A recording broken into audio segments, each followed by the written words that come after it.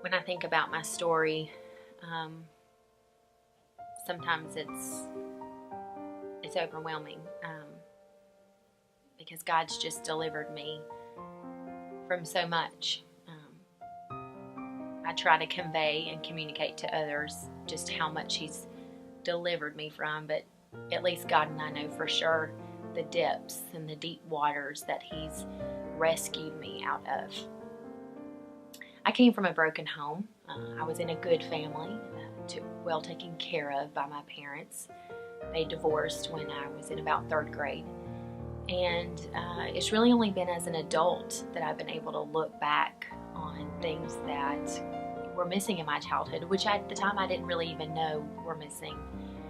I don't have a single memory of any time that my father ever told me he loved me, was proud of me. Now, don't get me wrong, he was a good man. He did the best that he could do. And I'm sure he told lots of other people that he was proud of me and that he supported me and that he loved me, but he never really told me.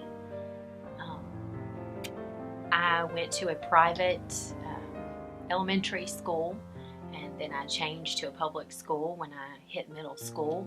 I had lots of friends. I had lots of really good friends, and I easily kind of moved my way into the popular crowd. Lots of friends, and lots of people just kind of considered us the group, the group to be in. I remember where I was and the people that were there when I first found out that one of my best friends was sleeping with her boyfriend. And I remember being so shocked and thinking, wow, this used to be something that nobody was doing, but now all of a sudden everybody is doing it. For so long, I was looking to anything and everything else to fill me up. I was hanging out with a popular crowd. We would party on the weekends. We would date guys, and I particularly dated a guy for like 3 years. Such a long period of time. I remember really thinking that might be the person I would spend the rest of my life with. He treated me horribly, which is even crazier to think when I think about why on earth I stayed with him. But I guess it was all I knew, and it was what was comfortable, and I was terrified of losing him. I was terrified of losing that one person that I thought just loved me.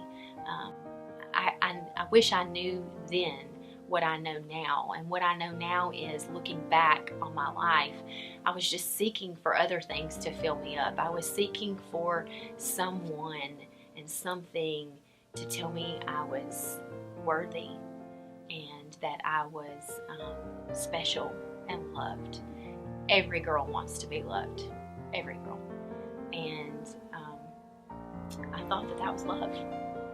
I remember going on a retreat similar to the one that you're on this weekend, and it should change your life.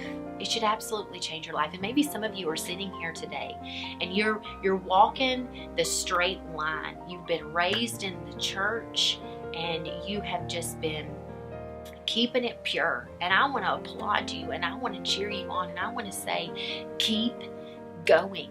The struggle is very real. What you're dealing with, what you're up against is huge. And you're going to have to take drastic measures to walk this line of purity. Take it from somebody who's been there. You don't want to go there. You don't want to make that mistake. For those of you that are here today, and maybe you have made that mistake, I hope my story will serve as hope to you. That God can weave redemption into your life like nothing you've ever experienced before. See, the cool part of my story and the fun part to tell is the happy ending part. Because when God got a hold of me at 17, He got a hold of me good, and He didn't let go. I did a complete 180 in my life, and I've never regretted it since. And glory to God, nothing's ever been the same. It wasn't easy. In fact, I lost every single one of those popular friends I had, those so-called true friends. They all left me my senior year of high school. when I chose to live for Jesus and I decided to turn my life around, when I finally had the courage to step out on faith and trust God, it was hard. It was not easy, but it has been worth it, and it continues to be worth it. When I was 17 and I turned my life around and I started living for the Lord, He put a man in my life who actually is now my husband.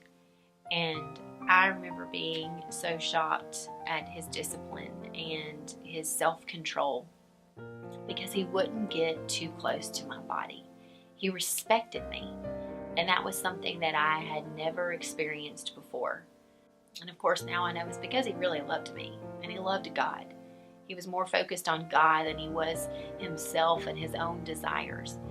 And because of him and his example, and because of the work that Christ did in me, Christ made me new again. He made me clean. He took the filthiness off of me, and he made me brand new.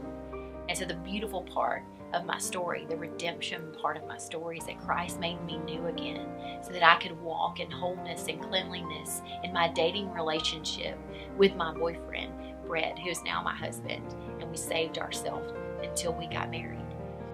My prayer for you is that you would know God, that you would live a life like Proverbs 8 speaks about. It says, "Oh, now, O children, listen to me.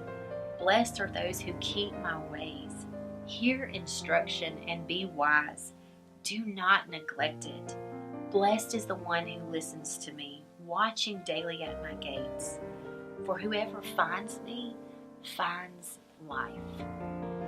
All of the things that you could be living for in this world, money, possessions, being cool, getting attention, looking for someone else to love you, having a lasting relationship, none of those things compare